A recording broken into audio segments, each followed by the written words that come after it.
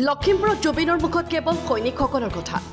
গান গোৱাৰ আগে আগে বাৰে বাৰে তেওঁ স্মৰণ কৰে সৈনিকসকলক আমাৰ যিসকল জোৱান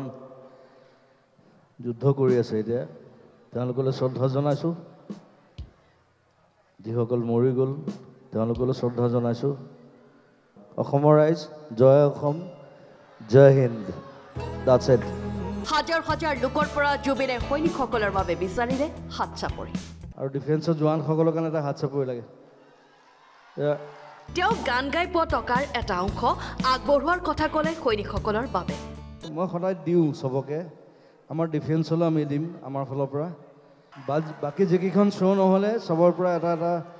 অংশ আমাৰ জোৱানসকলৰ কাৰণে আমাৰ ডিফেন্সৰ কাৰণে যাব সেইটো জনাই দিছোঁ মই আচলতে জনাই পেলাই কাম নকৰোঁ কিন্তু এতিয়া পৰিস্থিতি অলপ বেলেগ হৈছে সেইকাৰণে জনাই দিছোঁ যে আমি অকল শ্ব' কৰি ফুৰোৱা নাই আমি আমাৰ অংশৰ পৰা আমি দিম তেওঁলোকক থেংক ইউ ভেৰি মাছ জয় হিন্দ লগতে তেওঁ দেশৰ হৈ সকলোকে একগোট হ'বলৈ জনালে আহ্বান আমিতো এৰি নিদিওঁ দিম নেকি নেবা চ' এতিয়া চবেই আচলতে একগোট হৈ থকা সময় ভালকৈ চ' সকলোৱে একগোট হৈ থাকিব সেইলৈ কামনা অসমৰ ৰাইজ জয় অসম জয় হিন্দ লখিমপুৰৰ কেন্দ্ৰীয় ৰঙালী উৎসৱত সংগীত অনুষ্ঠান আৰম্ভ কৰাৰ পূৰ্বেই পেহেলগামত প্ৰাণ হেৰুওৱা লোকসকলক জনালে শ্ৰদ্ধাঞ্জলি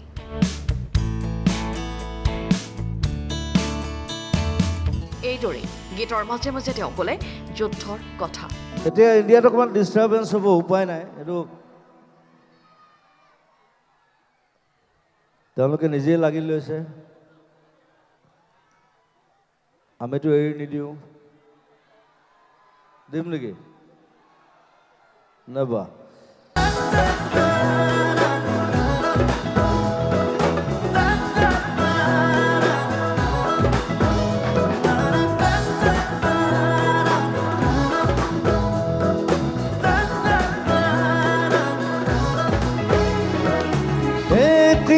প্রভাত তোমার আহে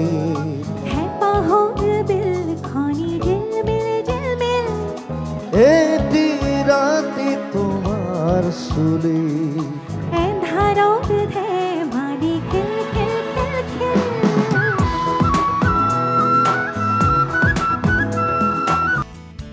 ব্যুৰ' ৰিপৰ্ট লখিমপুৰ টুডে